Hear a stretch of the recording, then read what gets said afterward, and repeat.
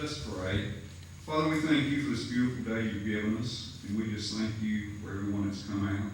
We ask that you be with Heather as she continues her journey and her little one. Just bless this food and nourish my right body. These things we ask in your name. Amen. I know Bruce will want it to be short. So, enjoy the food. Don't feel like you have to sit down, continue to play games, relax, hang out. And when somebody does come up to speak, we might have them offer a toast at the end, let you know they're done speaking, then go back to hanging out. So, thank y'all. The food is ready, and go help yourselves. Thanks. We have to get in line. That's all right. It's my heritage. Oh, yeah. Well, there you go. I guess, you know. Absolutely. And Bruce was one of them. So, joy. For those of us who don't enjoy it.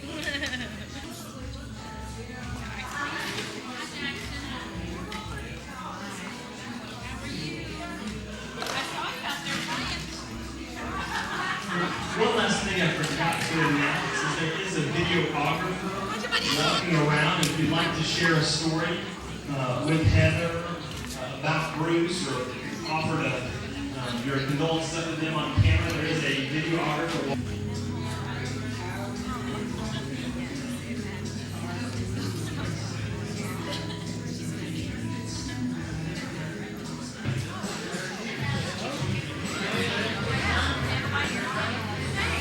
It's like anybody else out here. I will not know this if I had coffee.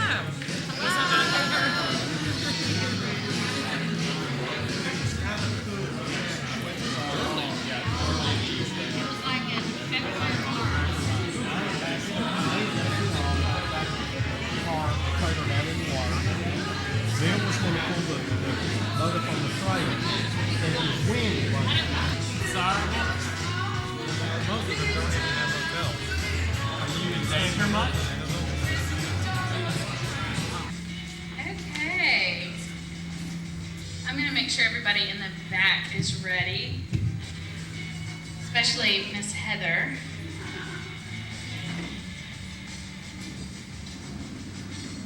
Is that my background music? Oh, okay, my intro music. Thank you. Okay, y'all ready? You good? I feel like y'all are so far away, but that's okay. I'll just go ahead and read to you what I wrote. Normally, I would just speak from the heart, but I was afraid that I would forget something about Bruce, so I wrote it all down right here so I would not forget a thing. So I'm just going to simply read it to you. Like Adam said, I'm Erica Lingenfelter, and I'm Heather's first cousin and also Bruce's cousin. And over 3 years ago, my dear cousin Heather introduced me to her then friend, Bruce, at a Knoxville Ice Bears game. And I saw right through the friend title as I watched them from afar. I saw the two of them interact, and I knew that it had to be more than just friends. Just happened to run into them at the game, and I was the first in our family to get the privilege of meeting Bruce, so I kind of feel special that I was the first one to get to meet him. Little did I know that Heather's radiating glow around Bruce would become contagious to us all once we got to know him. Heather's new glow about life was not the only contagious thing. Bruce's spirit about life was something everyone around him wanted a piece of. Bruce had this kindred spirit about him, not only noticed by adults, but also by children and everyone alike. Bruce was a very intentional man. Everything he said or did had purpose. He was quick to listen and slow to speak, which is very good around our family because if you haven't noticed, we like to talk quite a bit. I would often notice during our big family gatherings that Bruce would be simply taking everything in and observing, and then when he spoke, everyone listened. He had the ability to lighten up any room he stepped into. The way Bruce expressed his love to Heather was something we all enjoyed seeing. They are a match made in heaven, and their beautiful love story was one to make storybooks jealous. Bruce also knew so much about everything. He literally could do anything. His intelligence was noted all over the world. I can easily say that Bruce is the smartest man I've ever known, yet he never made me feel unintelligent or stupid when he was having conversations with me. He had the ability to communicate me on my very own level, just like he could with anyone he met, no matter their age. Bruce even assisted me in finalizing and editing my thesis for my master's degree, and he was very patient in doing so. One of my favorite things about Bruce was his amazing Australian accent that none of us could replicate, even though we often tried over and over again, and I was often told by him that mine was British, and so I've got a lot of work to do. But one of my most favorite qualities of Bruce was his fighting drive. As he began this battle with cancer, he was a bit discouraged, but as the battle continued, he fought and kept fighting. Up until he took his last earthly breath, he was fighting. This drive that Bruce had is a quality that I pray we can carry on as a part of his legacy. As Christians, we mourn the loss of our dear brother Bruce. But we also rejoice in knowing that one day we will be with him arm in arm in heaven, along with our Heavenly Father and all those who have gone before us. And I believe Bruce would only want us to be sad for a little bit before we continue this grand adventure here on earth, always remembering him daily. Thank you. All right, who's next?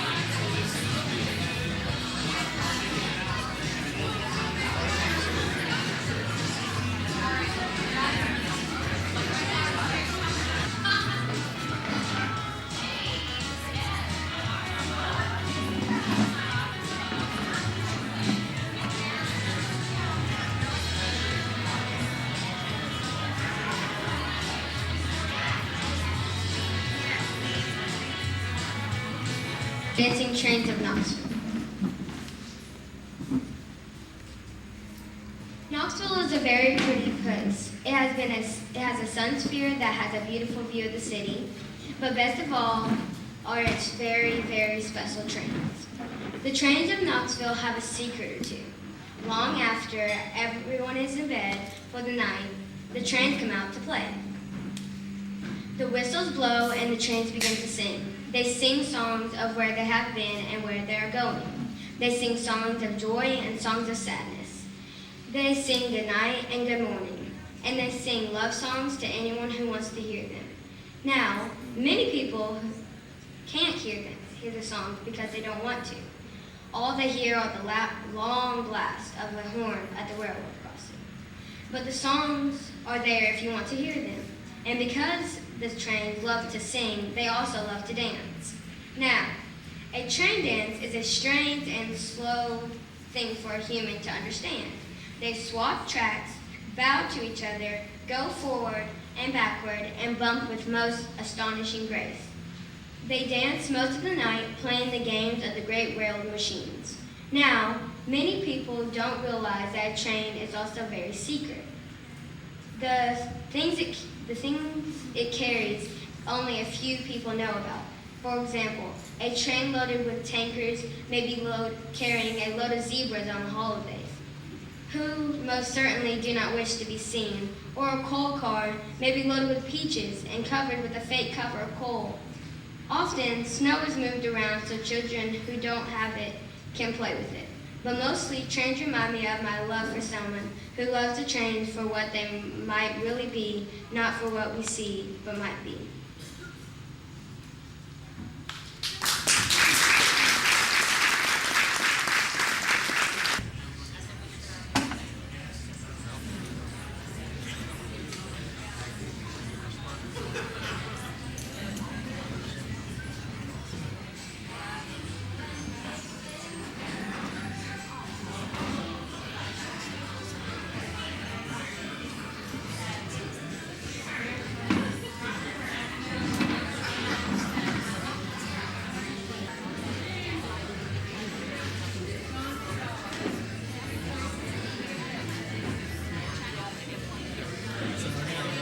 So that was one thing we had in common.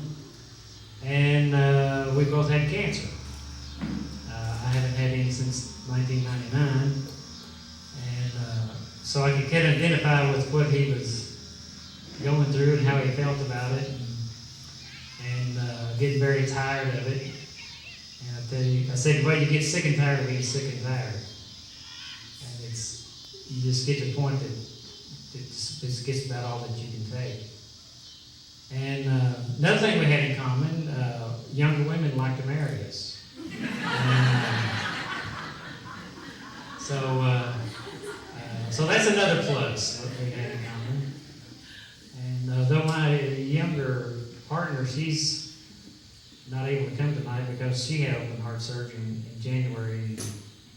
And not this last time, but the time before that, when Bruce and Heather were in the hospital, we were also in the hospital, and they were 3 floors up and 1 room over from where we were. And they got to leave the same day we did. I went up and visited with them. But Bruce was talking about his struggle he's having dealing with all this. And so even the cure is kind of tough, for these sort of things. I feel like I got cut short with Bruce because we just got acquainted and seemed to hit it off. And we talked about religion and the parts we liked and the parts we didn't like. We kind of agreed on both of those. But he was a believer, and I believe he's in a better place than here. Something gets read often at memorial service is 23rd Psalm. And it says, "Thou preparest a table before me in the presence of mine enemies." And lots of times I just skip right over it and not think that much about it. But a meal is prepared in the presence of enemies.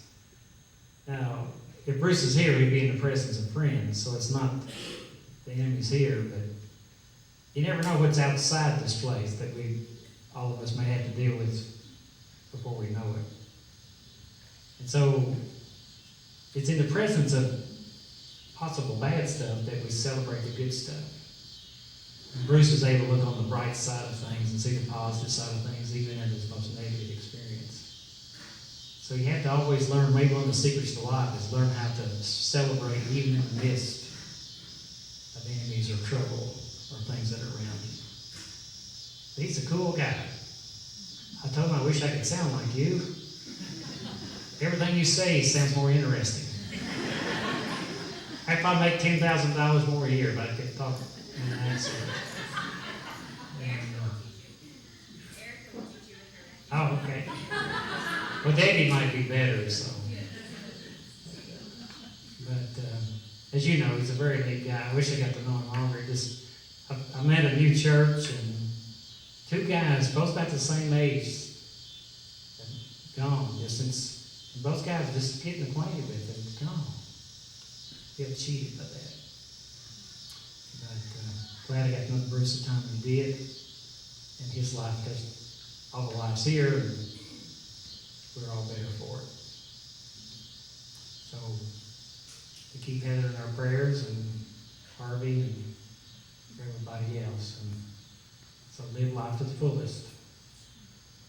There's a party after this one, but let's enjoy it while we can. In the name of the Father, and the Son, and the Holy Spirit.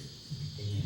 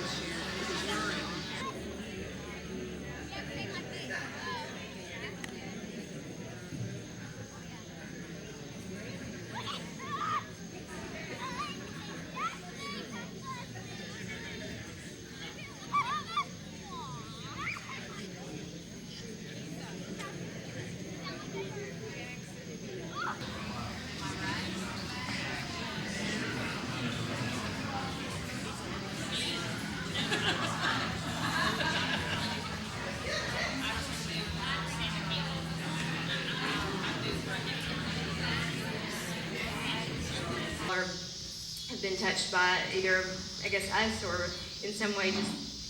It's just amazing. He has only been in the United States this time for about a little over 3.5 years, but the fact that we have this kind of celebration for him is wonderful. So thank you from the bottom of my heart for being here. Anyway, I'm not done. I want to introduce a couple of people to you. Elmira Chief Keller is in charge of all the nurses at UT Hospital with the Cancer Institute. And I cannot tell you how much easier some of this has been, knowing that when we went to the treatments and different things, that all of the nurses were just right there with us and so wonderful every time. Whenever we went into treatment, Bruce and I would play cards and eat jelly beans to help him get through the yuckiness of all of it. And they always laughed at us playing cards because they would ask what game we were playing every time we played the same game, but it always changed. The rules always changed because as soon as Bruce started getting medicine in him, it was like he made up new rules, threw them in. So as much as, I didn't miss a day there with him, and I would not dream of doing that. But I think that had I not been there, he would have been taken care of by all the nurses. I think it might have been the Aussie accent, but I'm not quite sure what got him. But it made a really terrible experience so much better to know the nurses and doctors were there. So I cannot thank you and your staff enough for everything you did for us. And right here is Dr. David Algedir, and he is Bruce's oncologist. Bruce gave me a hard time because he said I did too much research to begin with before we started his treatment, and I found like perfect doctors.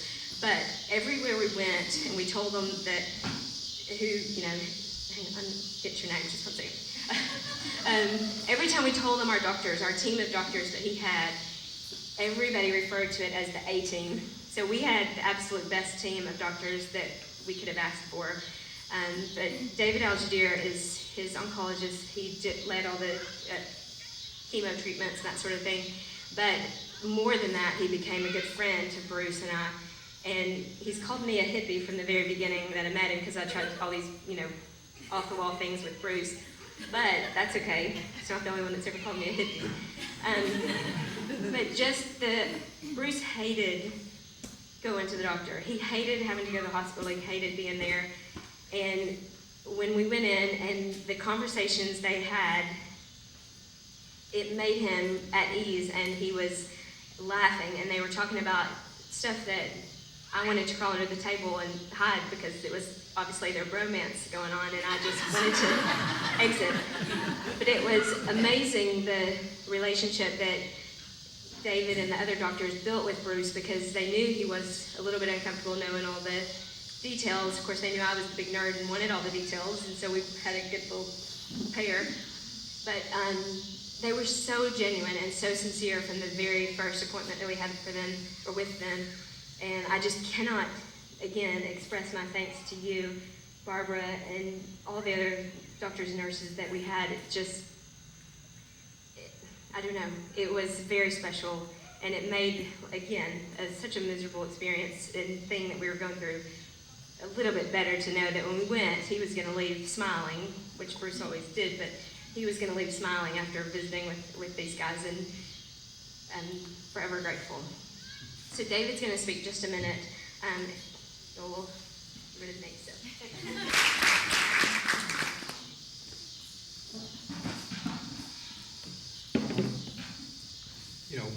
Honestly, I think looking around this room, I walked in from the parking lot with some guy who actually met Bruce. I was expecting him to give me some kind of work story or something. He met Bruce dressed up as Steve Irwin at a Halloween party. So I don't think it was really me. I think it was actually probably Bruce being the guy he is. And I look around here and I see a lot of faces of people who were touched by Bruce, even for brief amounts of time. It is true, I was having an affair with Bruce, the bromance on the side there, which was cool because Heather was there, so it kind of made it okay.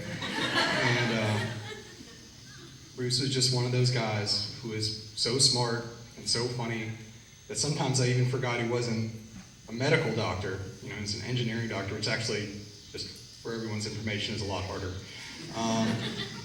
So I would start talking to him, and he would just kind of look at me, and I'd be starting talking to him in medical jargon, and then finally, and I am going to do his Australian accent, he'd be like, "Oh, of course, so when I was neutropenic, I have not the bloodiest idea what you're talking about." And then I'd be like, "Oh, sorry dude, my bad." Probably 80% of the time that I spent with Bruce in the office was talking about complete and utter BS, making fun of Heather's hippie food that she would force feed him, and other stuff like that. Bruce is one of those guys, I've only known him since March, that you meet some people, even for a short amount of time, and they leave you with just an indelible mark. In the business we're in, we do see a lot of young people go, and I believe it from the depth of my heart, and believe it infinity times more for a guy like Bruce than, God keeps the best people early. And even though that sucks for us, we have to accept the fact that we don't understand that plan. And that where he is in a better place than we are, and I do believe that we will come to see him again. And I think with a guy with such personality and vibrance, on a long enough timeline, even now, the things we remember about Bruce will be things that make us smile and not cry. And I know everybody here is probably hurting more than we are, but my hope is for all of us that time comes sooner rather than later, for a guy who really deserves that. Thank you.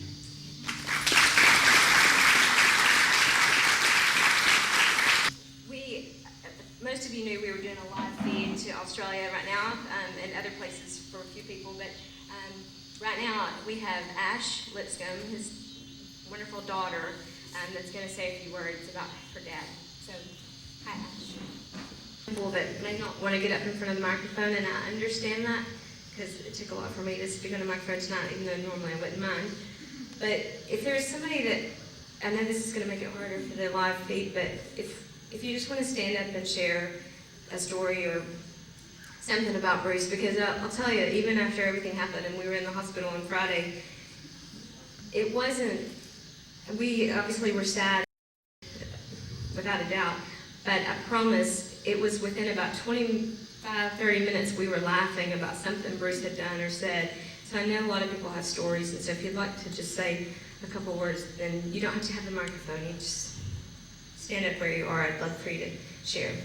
I've heard it, I don't know how many years, because I was involved in the, hang on.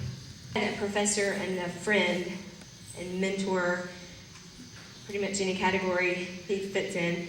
But he would read a poem at the beginning of every semester, and it became so important to me. And I shared that with Bruce a while back, and so I wanted to share that tonight.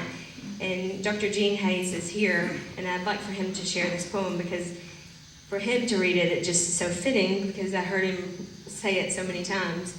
But he's just newly retired after teaching.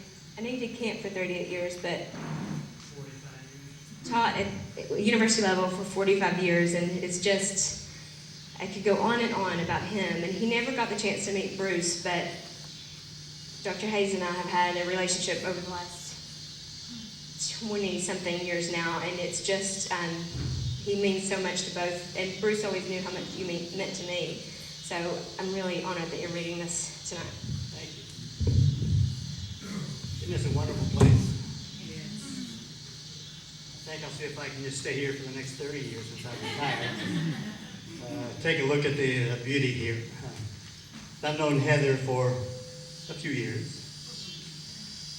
I never met Bruce, but I know that if he won Heather's heart, he has got to be the greatest man in the world. This poem is called The Dash. And I've read it lots of times, but never in this kind of gathering. By Linda Ellis, and it says, I read of a man who stood to speak at a funeral of a friend. He referred to the dates on his tombstone from the beginning to the end. He noted that first came the date of his birth and spoke the following date with tears. But he said what mattered most of all was a dash between those years. For that dash represents all the time that he spent alive on earth. And now only those who loved him know what that little line is worth. For it matters not how much we own, the cars, the house, the cash. What matters most is how we live in love and how we lived our dash. And I'm sure that Bruce, from what I hear and understand, was a magnificent person who got the most from living that dash. And if we can only do a fraction of what he has done, we'll be much better citizens and much better friends to others here on earth.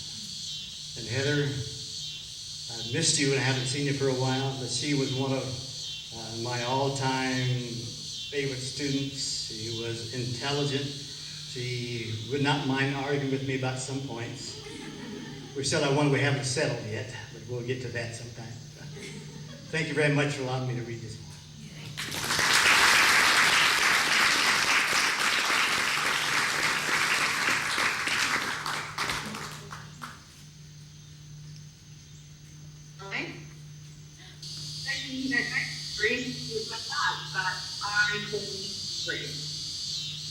I'm quite sure that you want me to know what Bruce was like as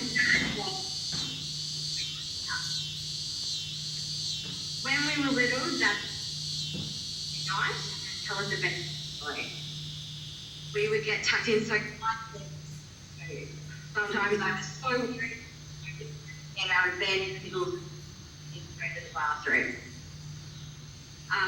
As we got older, with our school project, so that he even took my stuff. I remember in year 5 I had to do a project on ancient Egypt. He got involved so much that I'm not quite sure I did much work at all. We built a miniature sarcophagus, and when everyone else came to school with bath bowls wrapped in toilet paper, I had a replica built from scratch sarcophagus adorned in gold plates and proper hieroglyphics. Everyone was so impressed.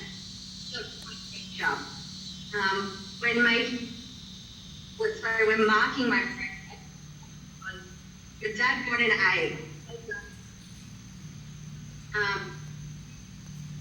He didn't learn the poster project on the, and I went to school armed with it. Instead of a poster, Dad had made a website. He was pretty strict though.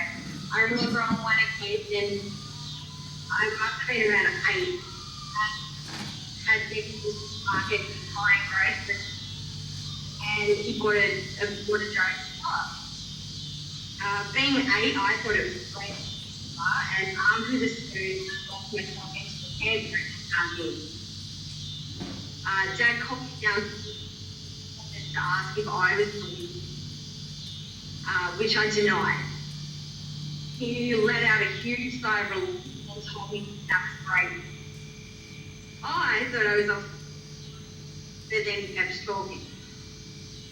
He let me know that it wasn't me that had eaten someone from the supermarket, and that he was taking it back. Trying to catch laugh, I was like, well, go ahead, take it back. And then he told me that his mark, and he's able to match the food marks on the cellar to touch them. I don't think I've ever been in my life. I quickly abused my life.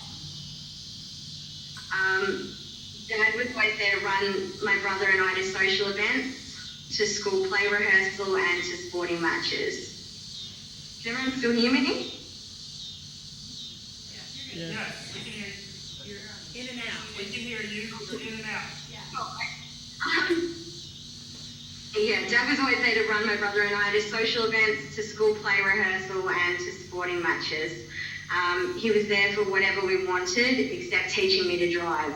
I traumatized him so much that we only ever had 2 driving lessons together, ever. I think even to this day, he'd be scared to get into a car with me. Don't worry though, I've only ever had one small bump in his Jaguar, which he never found out about. When Dad moved over to America, we still kept in contact through phone and Skype. He would send us presents every year. I've always hated owls, they've scared me. Dad never knew that though, and he had in his head that I loved them. So every Christmas or birthday present or just because present, he would send me something to do with an owl, which I was really grateful for, but now I have a pile of our key rings, our bags, our boxes, our pillows, and our statues sitting in my spare room. Dad was special to me, and I'll miss him every day of my life. I'll miss watching Doctor Who together and laughing at his geeky jokes. I'll miss him cheating at Scrabble and getting angry if he lost. Mostly I'll miss his hugs and the way he made me feel like my brother and I were the most important things in the world to him. I just wanted to thank everyone there for looking after our dad for the last few years. He was in the best place he could be to head up to the man upstairs, and it was every one of you that made that possible, so thank you.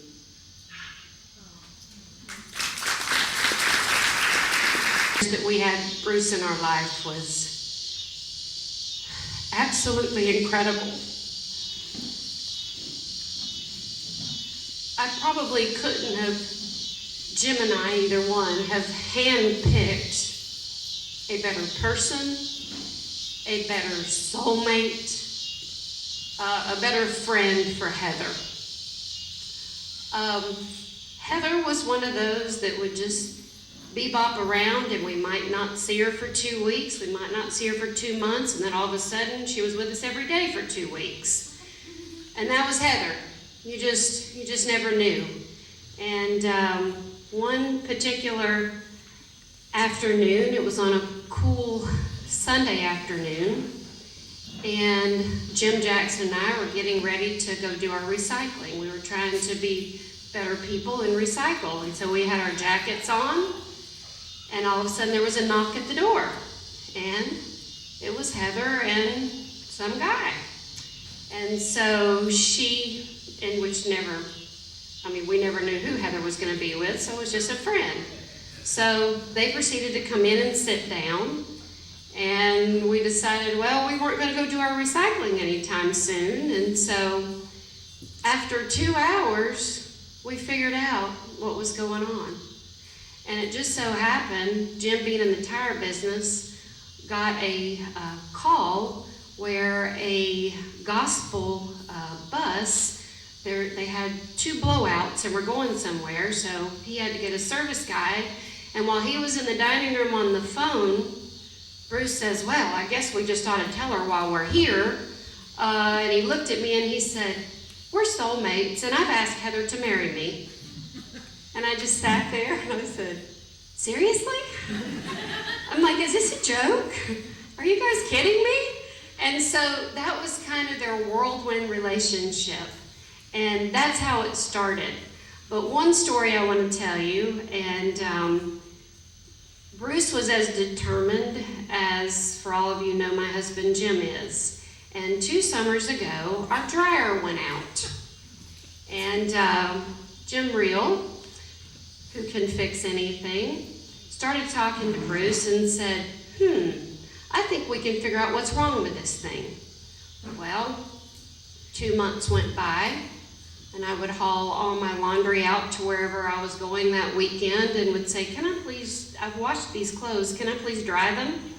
So they would go up the street, they would end up at Pepper's, but 2 circuit boards later, and a company that was trying to make a part, they finally got the dryer fixed. But the straw that broke the back was, we were out at the lake at Pepper's doing laundry, and Bruce and Heather decided they wanted to come out that day. Well, we were already out there by boat, so we decided it would be easiest for them to drive across the cove, and then somebody could pick them up on the jet ski. So it sounded pretty simple and easy, but nobody told us that Bruce and Heather had Frodo, the dog that he had a love-hate relationship with. They had 2 coolers with them, had their bag of clothes with them, their nice camera and all the above. Rum balls, yes, his famous rum balls. So anyway, we're all sitting on the dock and the jet ski comes back and no Heather, no Bruce. We said, what happened? They said, well, there was just a little malfunction, and when they got everybody on the jet ski, including the dog, they flipped over. So when Jim and I drove home, we decided we better go on home and check on them. They were going back to our house. We get to our house and all of their clothes are hanging on our fence to dry, and they have towels wrapped around them when we get there. It was that night, about 4 o'clock in the morning, with all the computers and wires, that Bruce and Jim actually got our dryer going. But it had a mind of its own, and it would only run for a little bit, and then it would stop, and it would run for a little bit and stop, and it might come on in the middle of the night. So finally, they fixed it. But those are the kind of stories that just stick in your mind. And I don't know, Bruce and I just hit it off right from the beginning. He called me Mom for mom, and so I called him Sonny for son-in-law. And that kind of stuck, Sissy and Sonny. And that's what we've always called them. But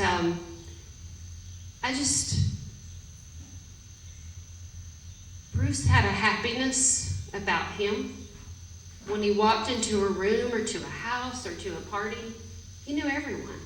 And he could talk to you from anything about batteries to aluminium, which we call aluminum,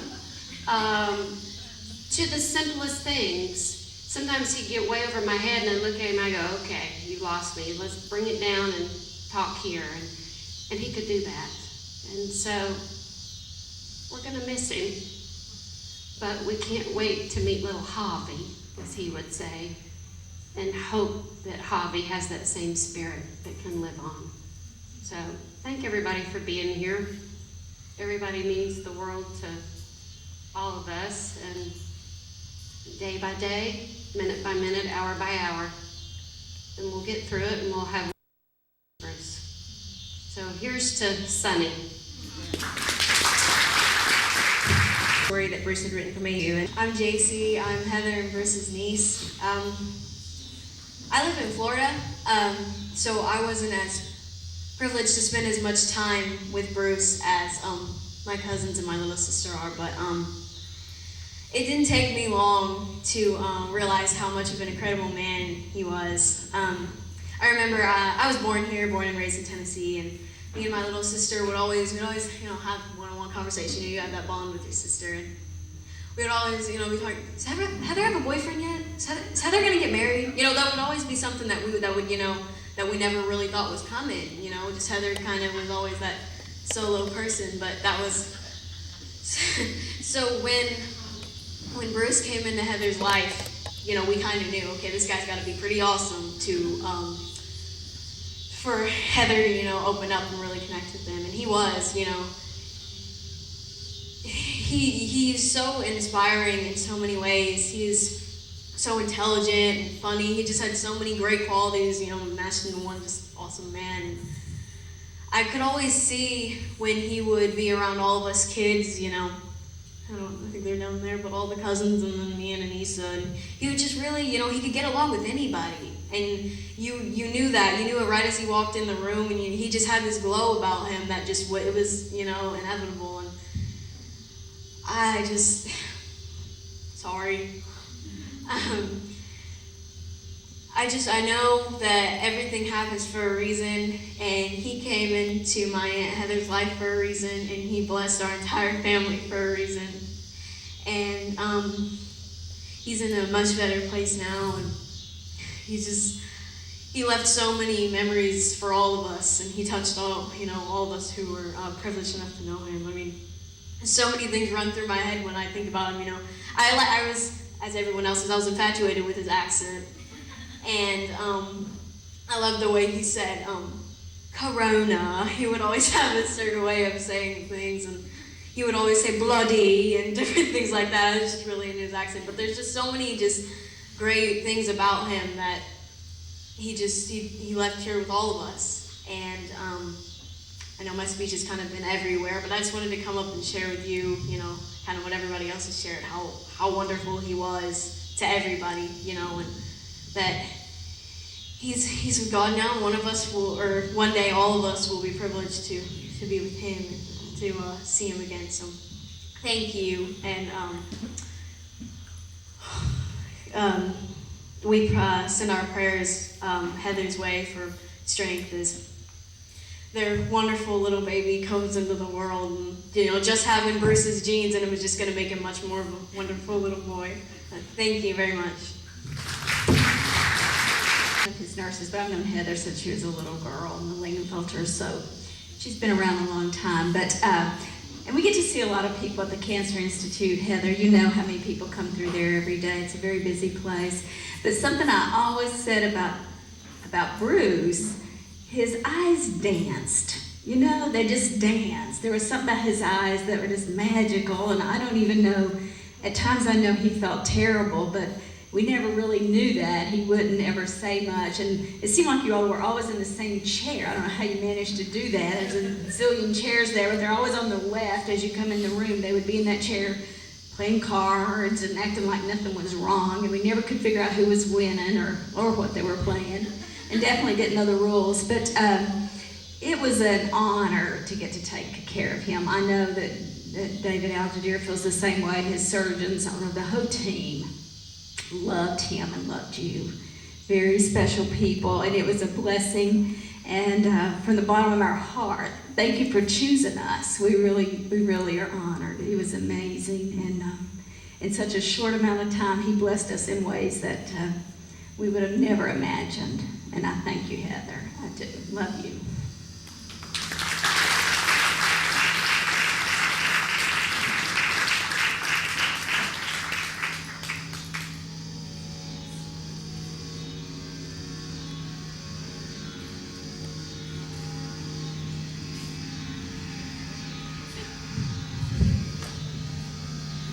All right. One last thing that we want to do this evening. I know there'll be many other stories shared and that sort of thing. But one last thing we want to do to honor the life that Bruce lived and the love that he had for Heather and the love that he had for Javi, as I've been taught to say, is we're going to release some sky lanterns. And they're actually behind that last table, behind the column on the ground there. And we have about 50 sky lanterns, I'm thinking. I didn't count them all, but based on a rough estimate. But we only have about 7 lighters.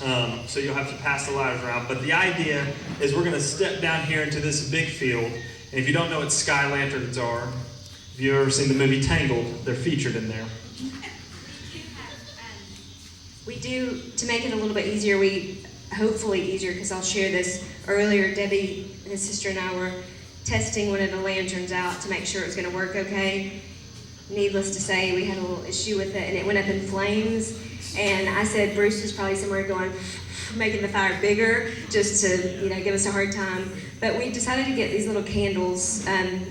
Stacy's got them in the back. So if you want to get a couple people with candles, and then somebody will have to help hold, we'll show you how it's supposed to work. However, it may not work effectively, but that's just said. If it turns into a big mush of fire, then that's okay, because it's how Bruce would probably make some kind of explosion with the kids, and it would be fit. Yeah, it's fine. So we're gonna have Stacy and I don't know who else, I can't see who else is back there, but you've got candles. Chris, they have candles, and then we'll pass out the lanterns to everybody too. Sorry, I didn't take it.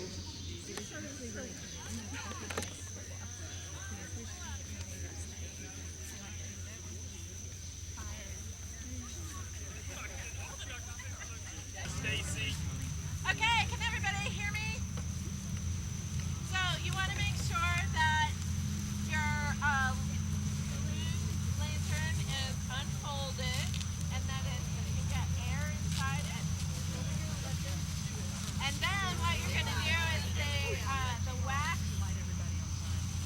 is going to fit over. There's a little loop on the wire in the bottom right here in the middle. You're going to place that wax through over the loop and fold it over so it doesn't fall off. Any questions? There will be a test later. Candle. We're lighting ours if you want to watch. So wire goes through the wax? Yes. Yes. Okay, Anissa, who is that?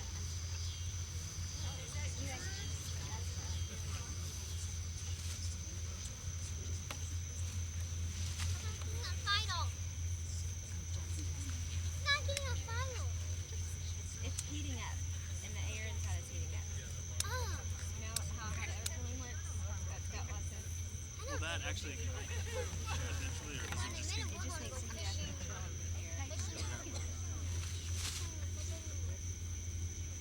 I've never done these where you have to assemble them.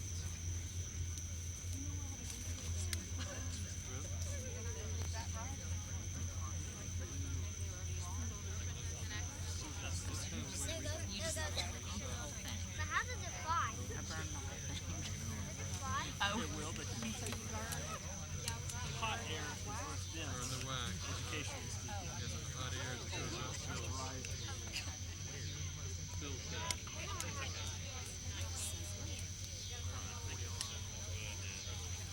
good shape. Once it starts going. Hey, listen to Heather. Once it's lit like this, and like Chris has his, once it's done that, the air will continue to heat up inside the lantern, and in just a few minutes we'll be able to, or just a couple of seconds, we'll be able to release. You'll feel it want to leave your hands. Right? Yeah. You will know when to let go. When it starts hurting. You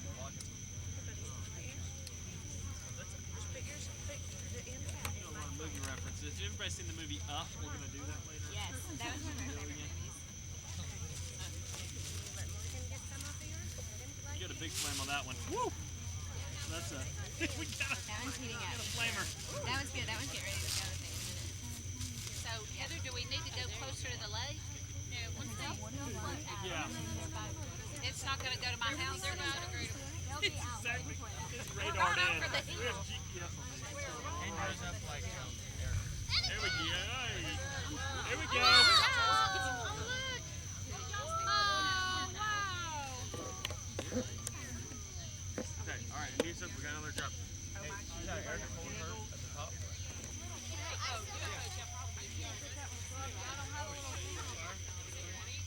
Yes. You just need to do a whole. I see that angle.